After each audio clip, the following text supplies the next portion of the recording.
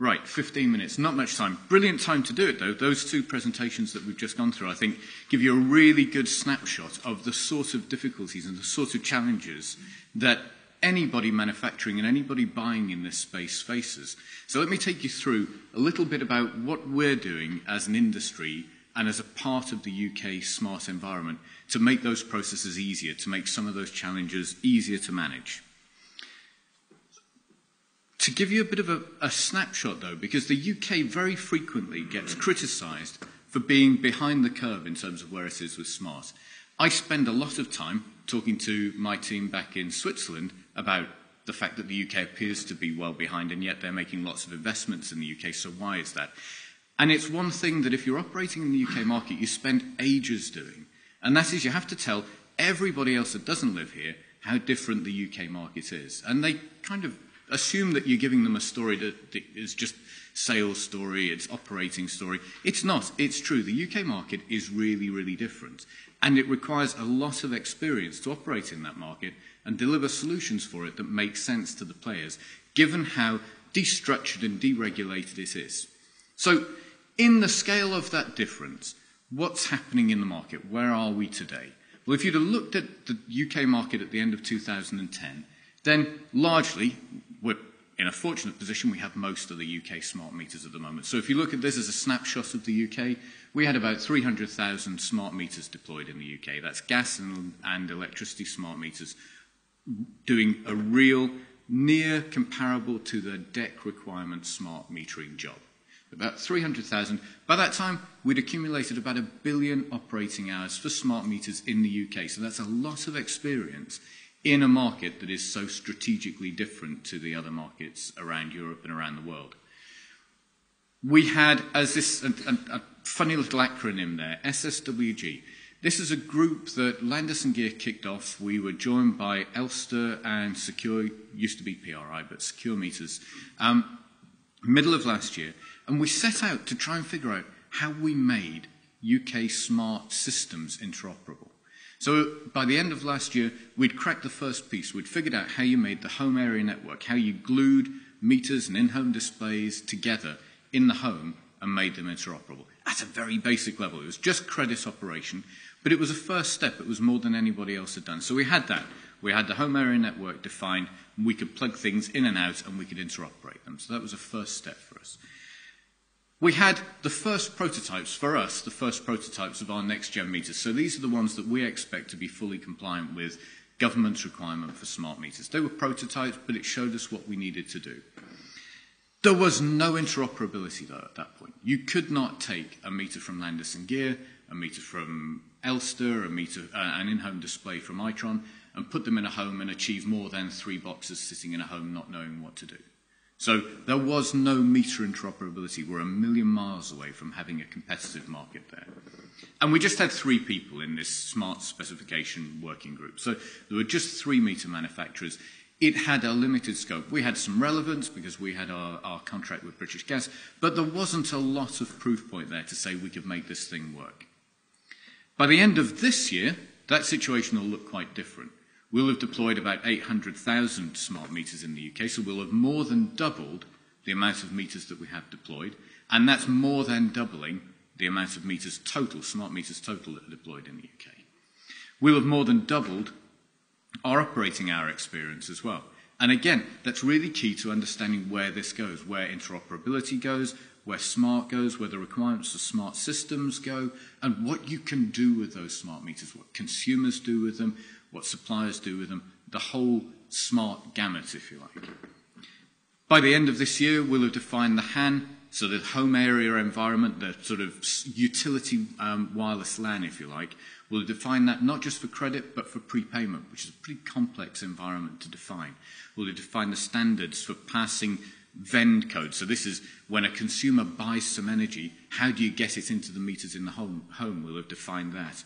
We'll have defined the wide area standards. In fact, those pieces are virtually defined now and should be released end of June, start of July.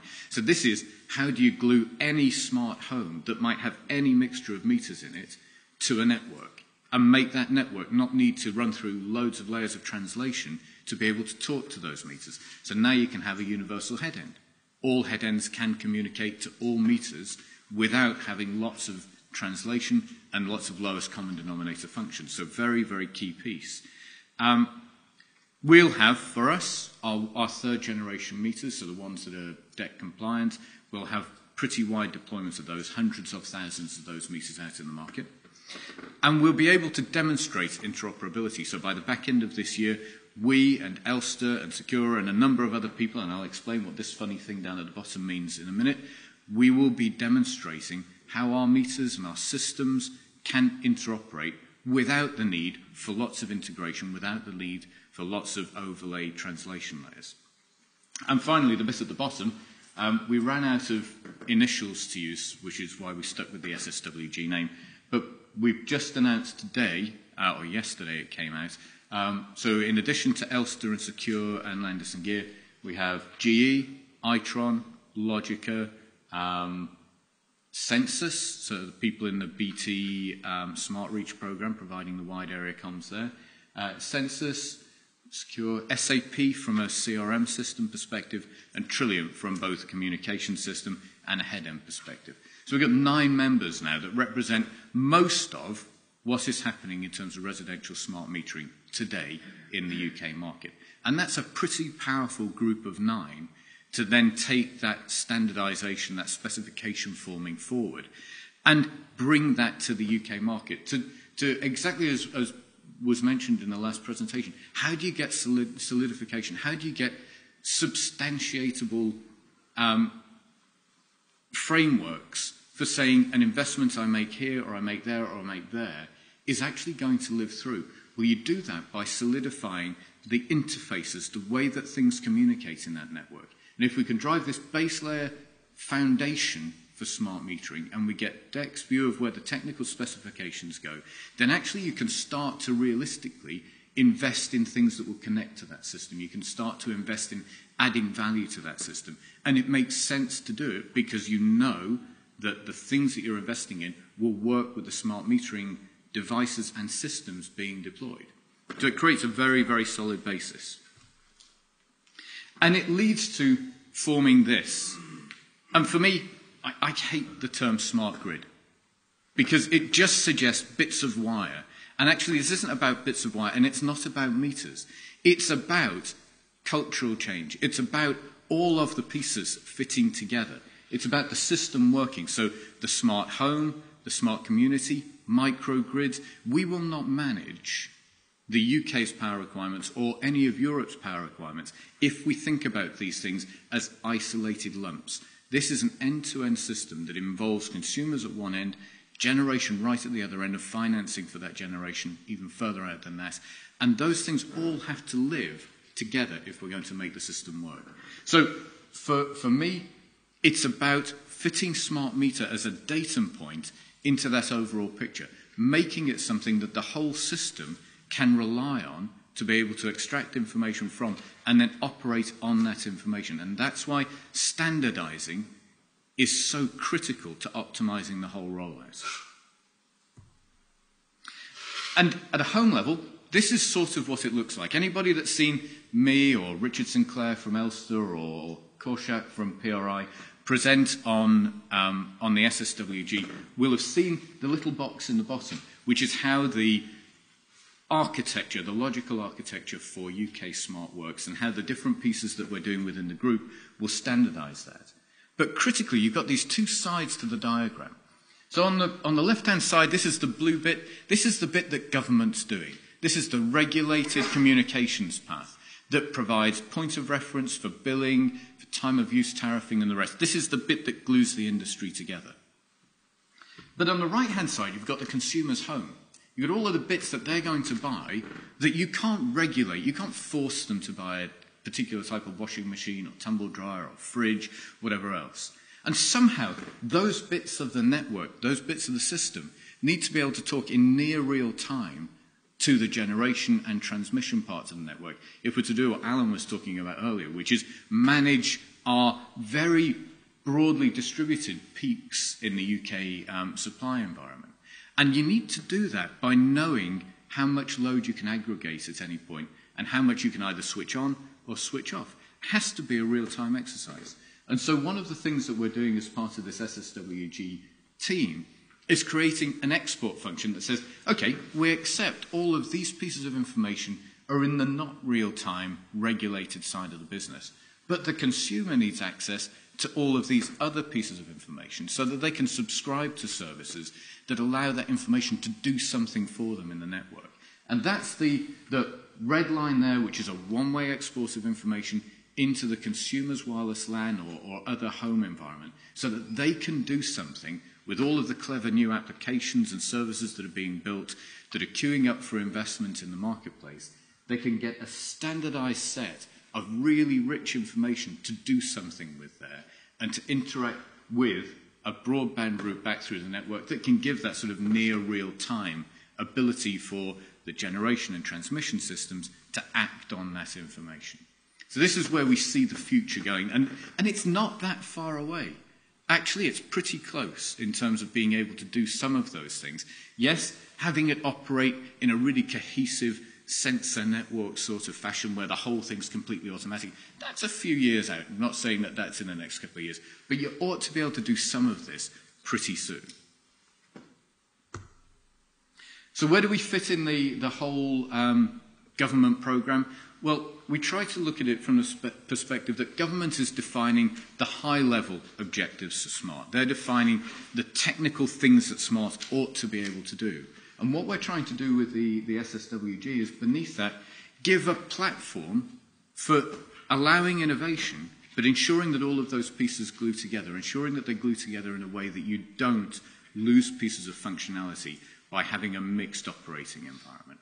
So that's the critical piece that we're doing. We're not trying to second-guess or prejudge what government's doing in its program. We're trying to create glue that makes that lot stick together underneath so that people can build and accelerate the build or accelerate the deployment of those solutions. Talked a bit about this, but this is where we're at. The two home area pieces are done and will be released June and then into July.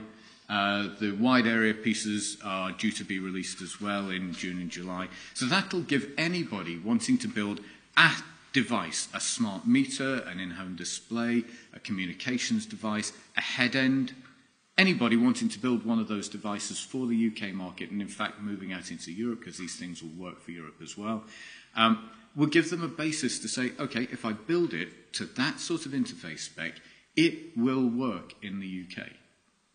Whether the kit will then be differentiated enough to survive in the UK is down to competition and innovation in the companies building. But the great thing is they will be able to interoperate. And then it'll be down to how good the design team is, how effectively they've understood the market, and how well they've produced their devices. But they'll be able to operate. And that creates a much richer playing field for innovation in the UK.